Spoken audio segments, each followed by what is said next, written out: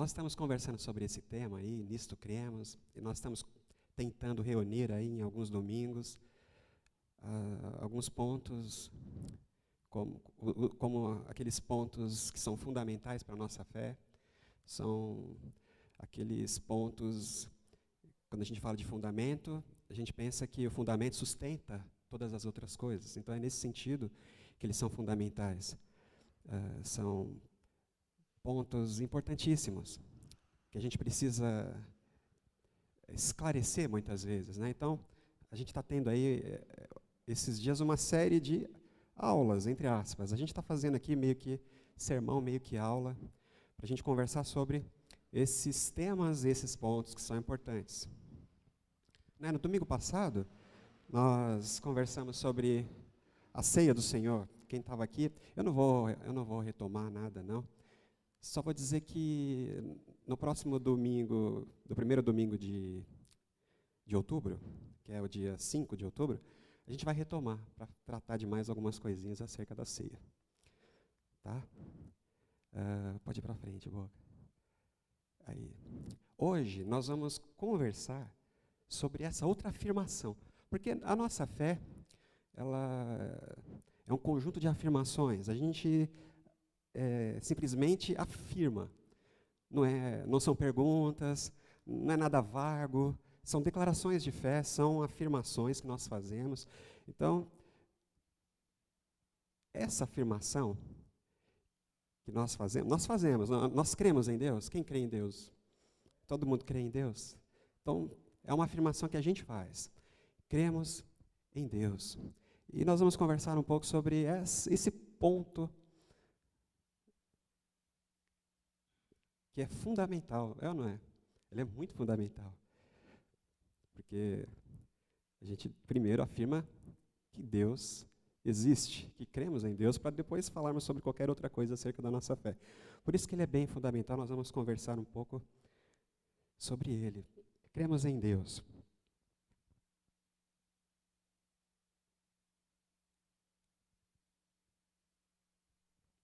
Irmãos, o mundo, a gente pode dividir o mundo em dois grupos de pessoas. Dois grandes grupos. O primeiro grupo, pequeno. Né? Dizem que é por volta de 5%, de 5 a 7% de todas as pessoas do mundo. São as pessoas que não acreditam em Deus. Elas dizem que Deus não existe. Elas vivem para si e por si e pronto. Então, de 5 a 7%. Existe um outro grupo grande, muito grande, né? De 95 a 93, né? Ixi, agora? Acontece, né? Sou bom de conta. Então, o outro grupo que é bem maior, quase totalizando, né? Um grupo muito grande de pessoas que acreditam em Deus, que afirmam isso que nós afirmamos.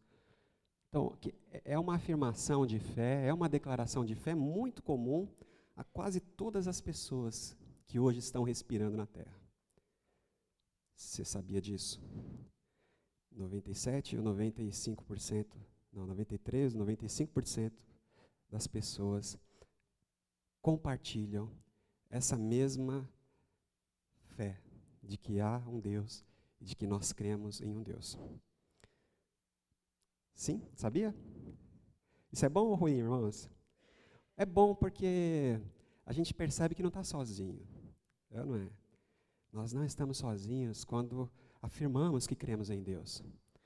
Esse tem sido sustentado, né, em todas as culturas, em todos os lugares, em todos os tempos. Gerações que se vão, gerações vêm, e elas continuam crendo. Elas continuam afirmando, cremos em Deus. Acreditamos em Deus. No entanto, esse grande grupo, né, dessas pessoas que creem em Deus também pode ser dividido em muitas religiões, né? A gente sabe disso. Mas eu queria que a gente pensasse aqui só em uma divisão aí de dois grupos também. Primeiro, todas as religiões que acreditam, sim, que há sim um Deus ou um ser poderoso que sustenta essa realidade que a gente vê. Mas esse Deus, ele não pode ser uma pessoa. Ele pode ser uma força, ele pode ser uma energia, ele é algo que a gente não consegue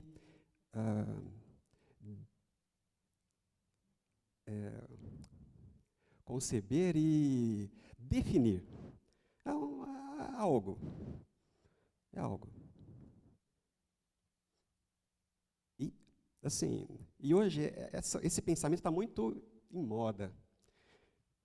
Antigamente não, mas hoje em dia, as religiões orientais, né, e elas todas são ali, que partiram ali da Índia, e então o hinduísmo, que são religiões que nasceram daquela matriz ali da Índia, e depois o budismo, e todas aquelas religiões, elas partem mais ou menos disso aí. Mais ou menos, elas pensam assim: Deus não pode ser pessoa, porque Deus tem que ser algo maior que uma pessoa. Por isso ele vai ser uma coisa, uma força, um poder, mas ele não pode ser uma pessoa. E é sobre isso que eu queria conversar com vocês hoje, irmãos. Sobre isso, sobre esse pensamento. Então, esse grupo e essa religião que está tão na moda hoje, né? Tá por todo lado, na Rede Globo, em Hollywood, eles afirmam isso o tempo todo. Deus existe, mas Ele é maior. Ele é maior do que algo como uma pessoa. Ele tem que ser um poder, ele tem que ser uma força, ele tem que ser uma energia cósmica, ou alguma coisa assim. Será que existe na nossa experiência algo superior a uma pessoa? De tudo aquilo que a gente pode experimentar aqui nessa terra, e a gente pode classificar, será que existe algo superior a uma pessoa? Será que uma força é, de fato, superior a uma pessoa? Uma pessoa ela é dotada de consciência. Ela é capaz de percorrer o tempo e o espaço, pelas dimensões do conhecimento, da experiência de ser.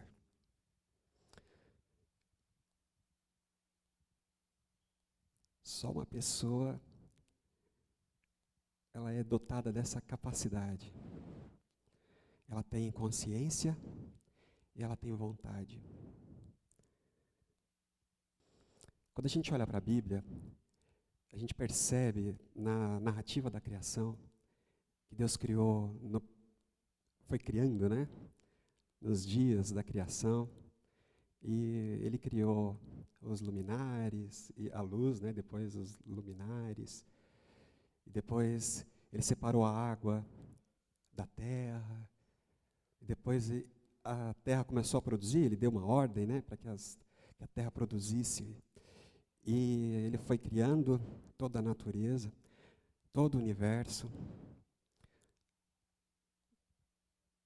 Diz Hebreus que as coisas invisíveis e as visíveis, Ele criou tudo, trouxe tudo à existência. Do nada Ele trouxe tudo à existência. Mas algo aconteceu no sexto dia. Algo especial. Não foi? Algo maravilhoso aconteceu no sexto dia. Em um dia Ele formou todos os luminares, né, vamos dizer assim. Em um dia Ele organizou o cosmos e o universo. Gente, isso é grande demais, não dá para a gente mensurar. Né? Hoje a gente tem um pouco da noção do que representa isso. E no sexto dia, um dia, Deus decidiu reservar, né, para algo maravilhoso. O ponto alto da criação. Ele criou uma pessoa.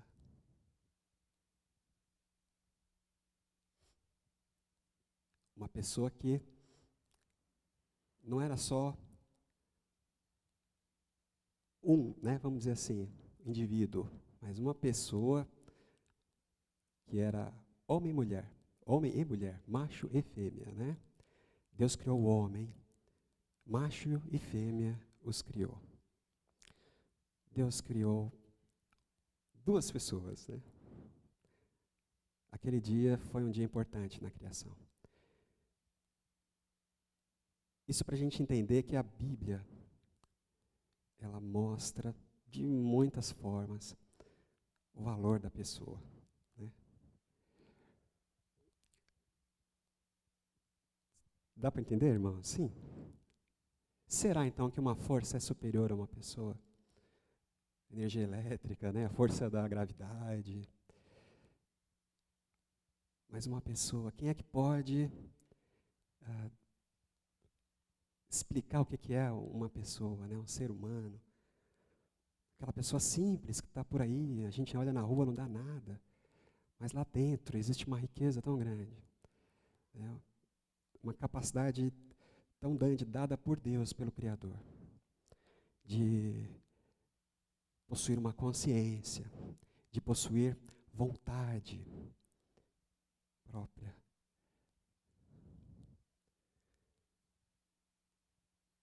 Se você for estudar uma coisa, como é que você faz? Se você for estudar qualquer evento, ou uma força da natureza, ou um objeto, uma coisa, é só você parar diante dela, coloca a tua cadeira ali, e você observa, e você nota todas como é que ela se comporta, o que é, e você vai anotando. Você estuda. Você senta na frente da coisa, você decide estudar, isso parte só de você, você senta diante disso e vai estudar essa coisa. No final do estudo, você vai ter lá, né, tudo aquilo que você conseguiu observar, experimentar, daquela coisa, daquela força, daquele objeto. Mas se você quiser conhecer uma pessoa, como é que você faz? Como? Como é que a gente conhece uma pessoa? É só sentar na frente dela e ficar olhando? É isso? Como, Saúde? Não é só observar. Você se aproxima, você olha, você observa, mas não dá para conhecer essa pessoa. Porque ela primeiro vai te falar o nome dela, né? Você olha por fora, você sabe como a pessoa anda, como ela se veste, mas você não a conhece. Para você conhecer de fato, você precisa que ela se mostre para você, que ela se revele a você. Porque se ela não se revelar a você, você jamais vai conhecê-la. Porque existe todo um universo dentro desse ser, né, que é uma pessoa. E na medida em que essa pessoa se decide ser conhecida, né, por outra, e aí nascem as amizades e os relacionamentos, o casamento, né, a gente vai conhecendo e a pessoa começa a se mostrar, a revelar quem ela é. E ela vai dizendo e ela vai mostrando através das suas expressões, e todas elas, a gente vai conhecendo. Mas primeiro é necessário que a pessoa decida se tornar conhecida. Senão ninguém vai conseguir conhecer de fato. Dá para entender, irmãos, a diferença entre uma coisa e uma pessoa, uma força e uma pessoa? Será que o que estão dizendo aí é verdade? Será que uma força, essa ideia de um Deus pessoal, essa ideia de um Deus que é pessoa, que é dotado de vontade, um Deus que está em algum lugar, será que essa ideia é uma ideia ultrapassada, como estão dizendo por aí? E uma força é algo realmente superior? É claro que não. A Bíblia tem razão, é lógico que ela tem, né? Não existe nada superior a uma pessoa na criação. Nada. E Deus? Precisa então ser algo superior a uma pessoa? Pergunto para vocês, pode dizer sim ou não? Sim? A Michelle falou sim? Falou, Michelle?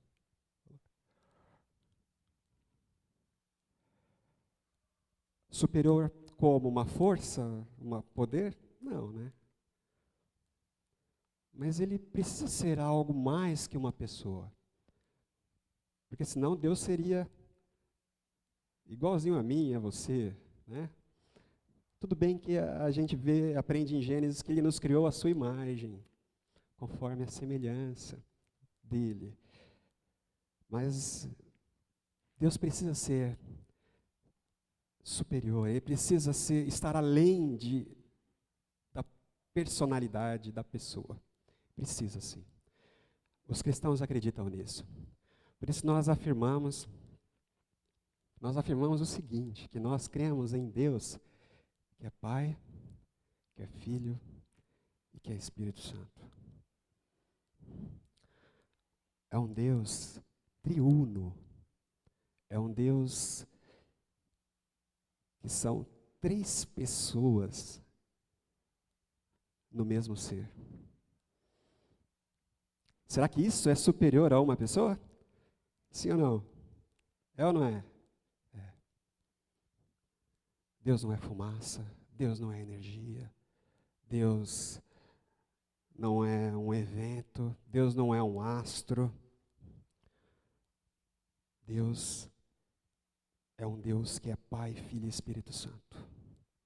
É um Deus que é 3 pessoas no mesmo ser, na mesma essência.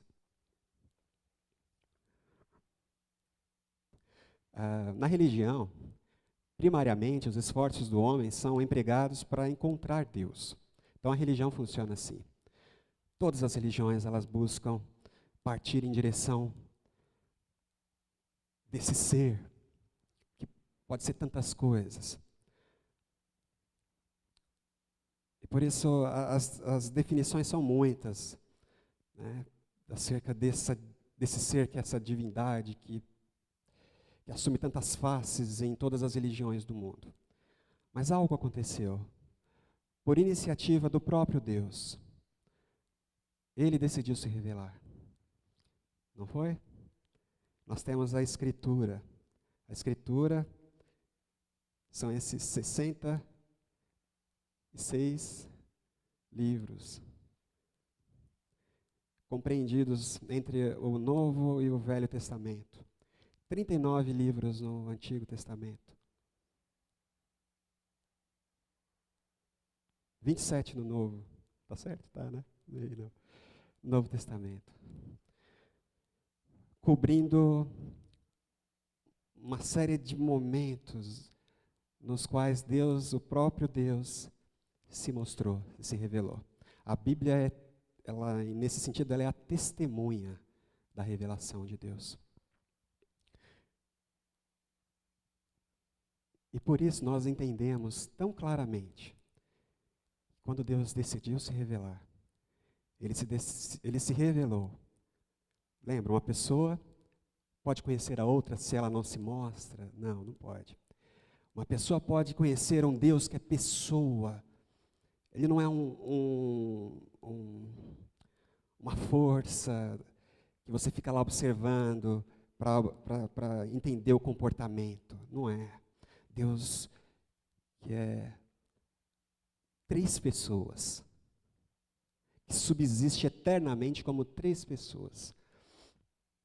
Como é que nós podemos, então, conhecer esse ser, a não ser que ele se mostre, que ele se revele? Impossível. Ele decidiu se revelar, ele decidiu se mostrar. E por toda a Bíblia, irmãos, ele se revela como um Deus que é Pai, que é Filho e que é Espírito Santo. Essa é a doutrina da Trindade. A gente sabe que a gente tem muitos textos que sustentam a doutrina da Trindade. Não é verdade? Não, a gente não vai aqui, o objetivo hoje não é passar versículo por versículo. Isso eu sei que você já sabe. Mas eu queria que nós mas também prestássemos atenção no seguinte, que hoje em dia essa doutrina está meio que esquecida também. As pessoas não falam muito, elas não veem muito interesse, porque normalmente a gente só se preocupa, porque somos pragmáticos, né? A gente só se preocupa com aquilo que está relacionado com o nosso dia a dia, com a nossa vida, com a nossa vivência. Por isso a gente não dá muita atenção. A gente pensa que é tudo muito teórico, essas afirmações são muito filosóficas e estão muito distantes da realidade e da nossa prática. Mas como isso isso é um engano, não é? Muito enganoso. Porque a doutrina da Trindade, ela está no centro daquilo que nós cremos. Nós partimos dela para tudo, né? Na fé. E também na nossa prática cristã. Nós vivemos e nos relacionamos com essa Trindade todo momento e todo dia. Quando nós nos ajoelhamos para fazer uma oração. Quando você se ajoelha lá no seu quarto para fazer uma oração. Né? E você, então, ora em nome de Jesus. Mas o Espírito é que ensina você como, né? É o próprio Deus em você atua. Para que você ore em nome do próprio Deus, é o caminho. Para que você atinja o objetivo, que é falar com o próprio Deus que está no céu. A gente precisa entender que essa doutrina da Trindade, ela é fundamental para a nossa prática, para a nossa saúde espiritual. Essa definição, né, que eu coloquei aí entre aspas, porque ela precisa estar assim, entre aspas. Porque a gente não pode definir a Trindade. Porque quando a gente define alguma coisa, o que a gente está fazendo? A gente limita. A gente fala, é só isso aqui, não é as coisas que estão fora. Não é verdade? A gente constrói aqueles muros e fala, não, é só isso aqui. Por isso que a gente não pode definir a Trindade. A gente tenta conceituar, né? Então, Deus subsiste eternamente como 3 pessoas. Pai, Filho e Espírito Santo. Cada pessoa é plenamente Deus. E existe só um Deus.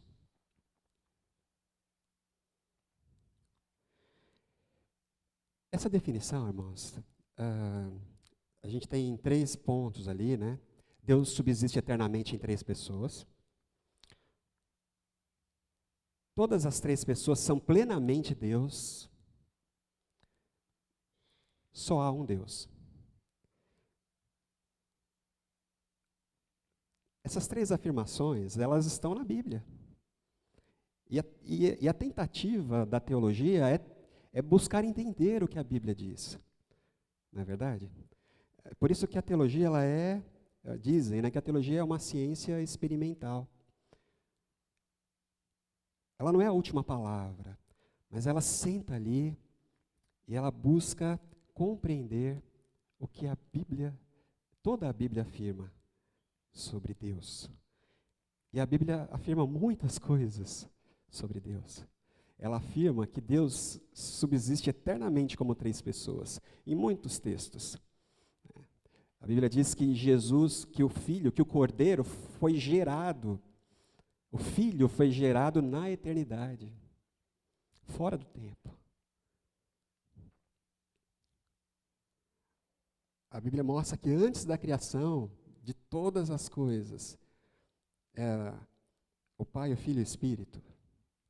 Né? Isso lá em João, capítulo 1. A primeira relação do Pai com o Filho, e depois Jesus vai mostrar que existe uma terceira pessoa que procede.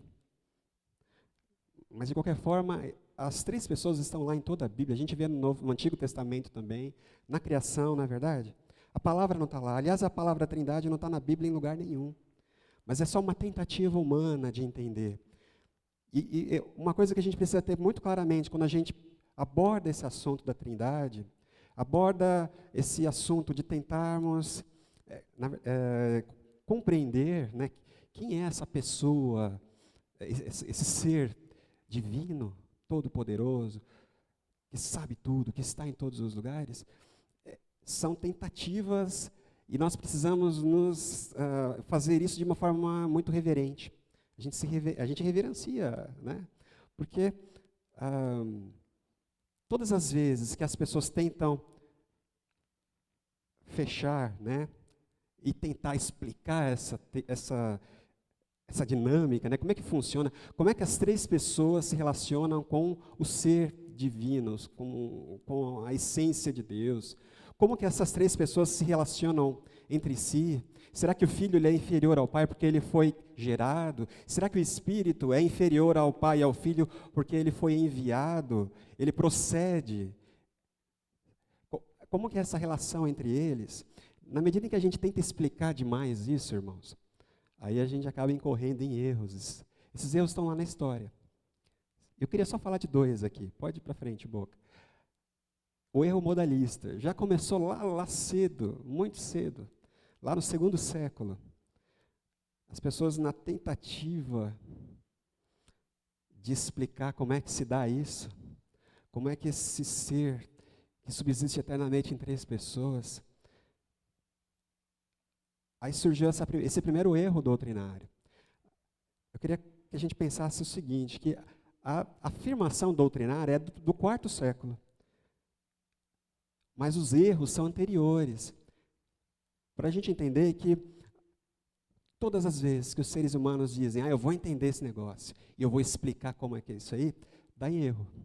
Aí lá na frente, lá no 4º século, no Concílio de Nicéia, a igreja se reúne para dizer, está errado isso aqui, está errado aquilo outro também. A Bíblia diz outra coisa.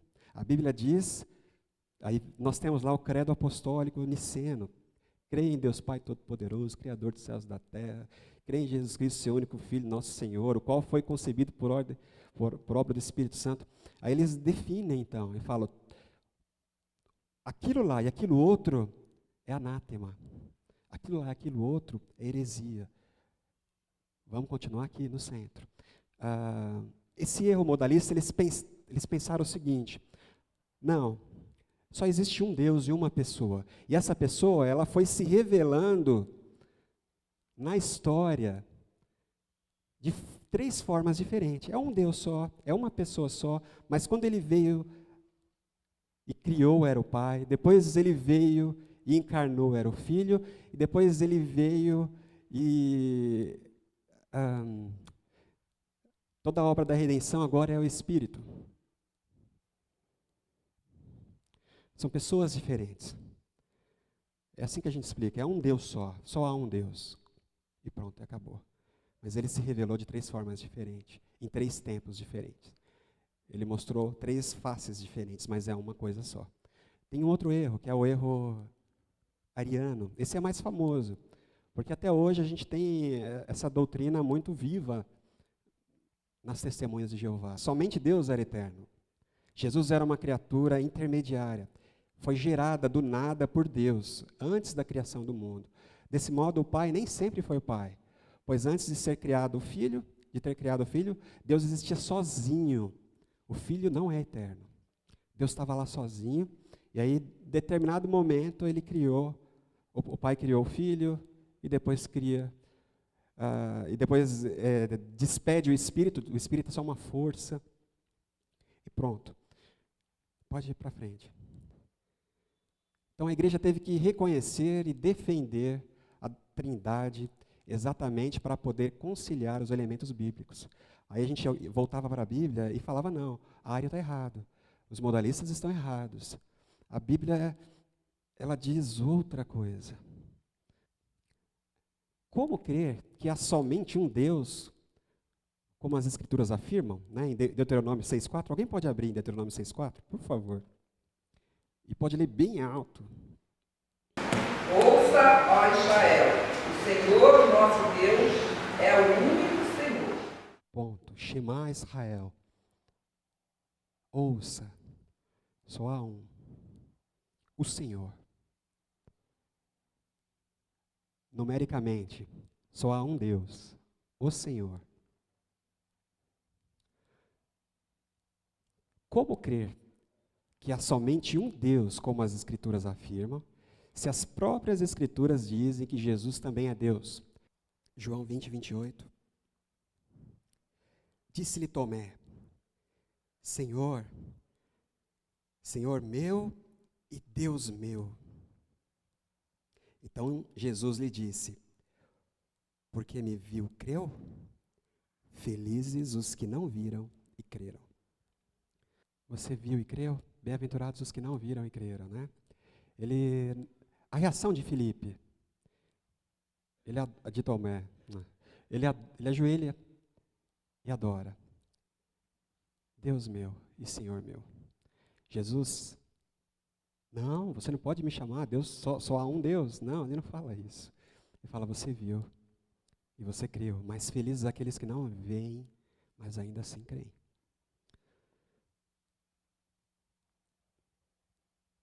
Há um só Deus, mas há o Pai, o Filho. Como assim? Como conciliar, né? E do mesmo modo afirma que Jesus e o Pai são pessoas distintas. Mateus 3, 16 a 17. 16 e 17. Pode abrir aí, Mateus 3. Irmãos, existem muitos textos na Bíblia, eu só peguei alguns, né? São muitos textos. Fica difícil definir, escolher qual deles, mas... Versículo 16, capítulo 3 de Mateus. Assim que Jesus foi batizado, saiu da água, naquele momento os céus se abriram, e ele viu o Espírito de Deus descendo como pomba e pousando sobre ele. Então uma voz do céu disse, este é o meu Filho amado, em quem me agrado. Pode ir para frente, boca. Aí, Mateus 11, 27, esse versículo eu trouxe. Tudo me foi entregue por meu Pai. Ninguém conhece o Filho senão o Pai, e ninguém conhece o Pai senão o Filho, e aquele a quem o Filho o quiser revelar. Lembra? Como é que eu faço para conhecer alguém?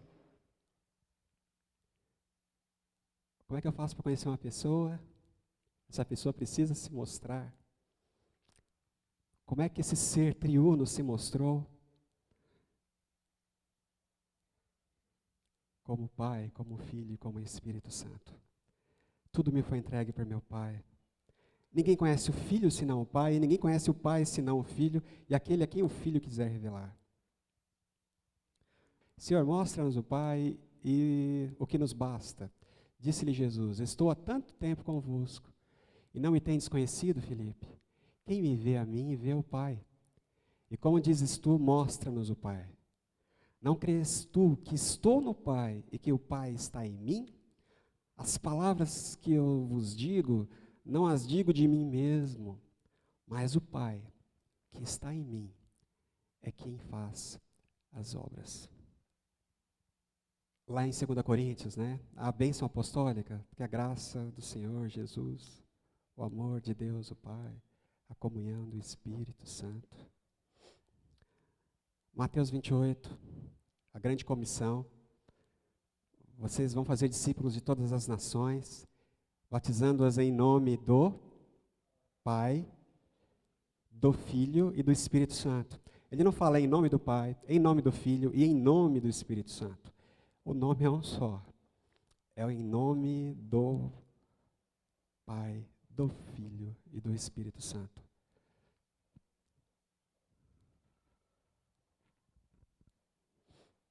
Lá na criação, né? Também um outro ponto importante da gente começar, da gente entender, perceber.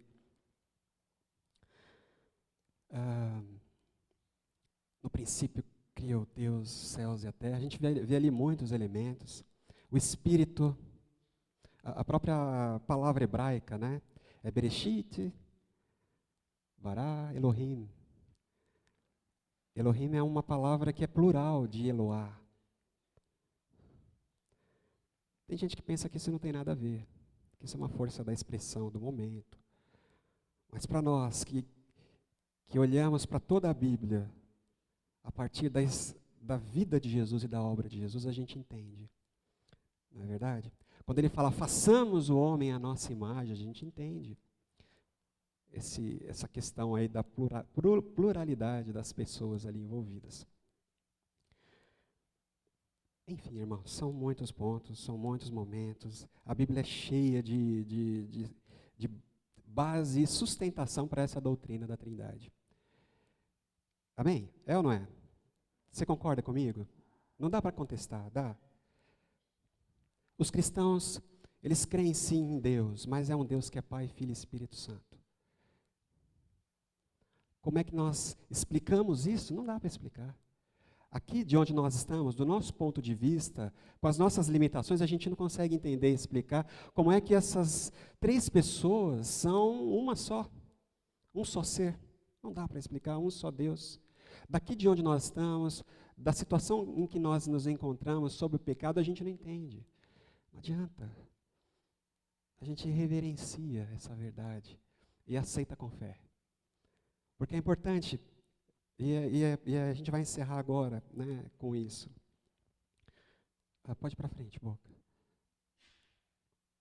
Quando Deus nos chama para a fé, na verdade, é um convite para mergulhar no relacionamento trinitário. Aquele relacionamento que as pessoas da Trindade têm entre si. E Jesus disse, se alguém me ama, guardará a minha palavra, e meu Pai o amará, e viremos para ele, e faremos nele morada, lá em João 14, 23. Tudo isso, irmãos, que a gente falou hoje, eu sei que você, como bom cristão, você crê na Trindade, né? E você tem muitos versículos para provar a divindade de Jesus, a divindade do Espírito Santo, e versículos que vão explicar a unicidade de Deus, e como todas essas 3 pessoas são Deus, e essencialmente Deus. Eu sei que você tem, né? Mas eu queria que hoje aqui a gente nós nos prostrássemos, né? E reverenciássemos essa verdade do Deus que decide se revelar. E na medida em que Ele se revela como um Deus que é Pai, Filho e Espírito Santo. Porque quando Deus nos chama para a fé, Ele está nos convidando para fazermos parte de uma família. Você já ouviu falar muito isso, né? Para fazermos parte de uma comunhão. E é isso que Jesus fala lá em João capítulo 17. Pode abrir em João capítulo 17. Essa oração sacerdotal de Jesus, esse momento chave no ministério e na obra de Jesus. Capítulo 17 do Evangelho de João, a partir do versículo 5. E agora, Pai, glorifica-me, a partir do 5, João 17, a partir do 5. E agora, Pai, glorifica-me junto a Ti, como uma glória que tinha contigo antes que o mundo existisse. Olha as palavras de Jesus, irmãos. Glorifica-me junto a Ti, com a glória que eu tinha antes que o mundo existisse. Eu revelei Teu nome àqueles que do mundo me deste. Eles eram Teus, Tu os deste a mim, e eles têm guardado a Tua palavra. Agora eles sabem que tudo o que me deste vem de Ti, pois eu lhes transmiti as palavras que me deste, e eles as aceitaram. Eles reconheceram de fato que vim de Ti, e creram que Tu me enviaste. Eu rogo por eles. Jesus orando por você, meu irmão. Não estou rogando pelo mundo, mas por aqueles que me deste, pois são Teus. Tudo que tem é Teu, e tudo que tens é meu, e eu tenho sido glorificada por meio deles. Não ficarei mais no mundo, mas eles ainda estão no mundo, e eu vou para Ti. Pai Santo, protege-os em Teu nome, o nome que me deste, para que sejam um, assim como somos um.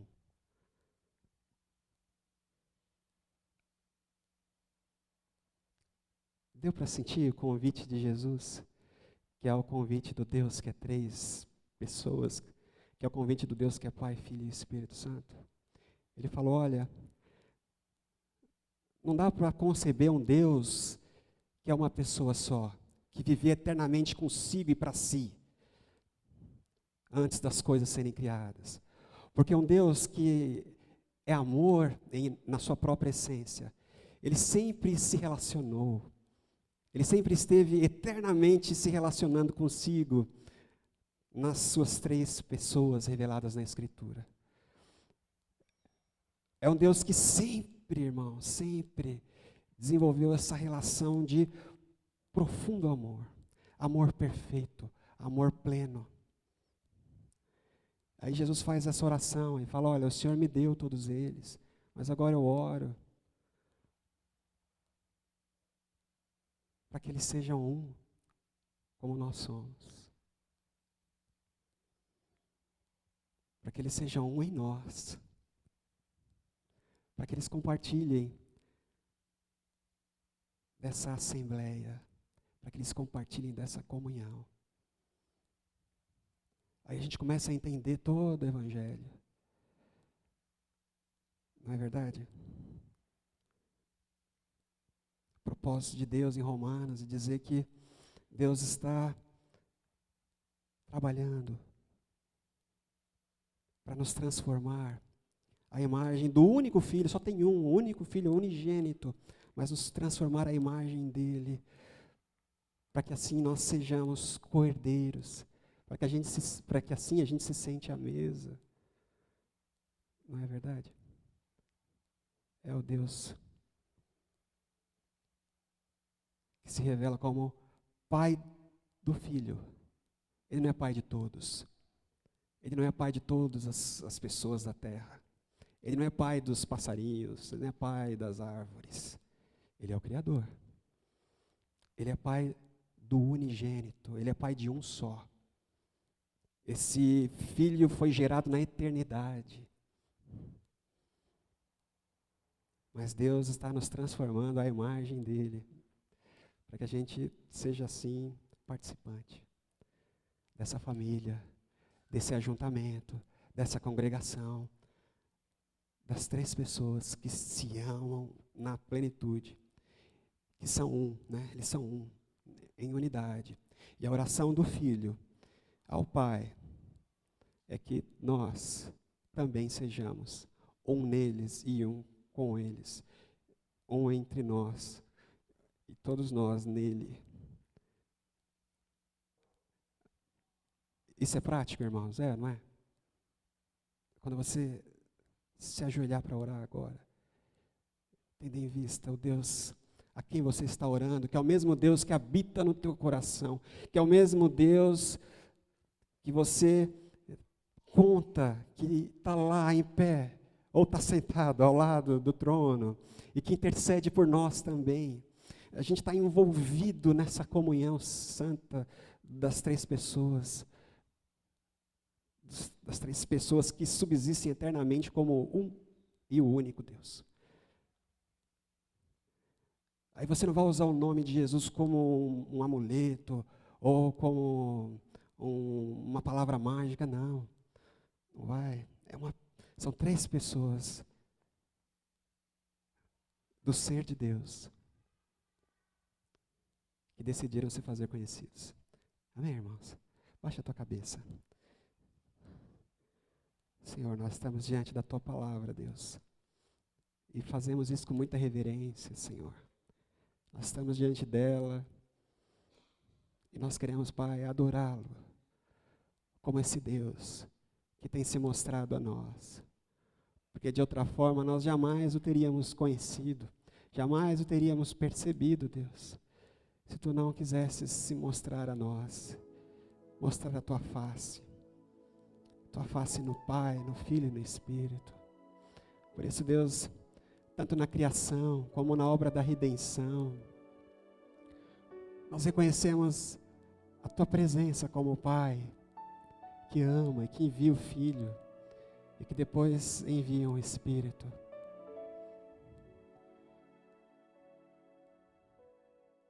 Oh Deus.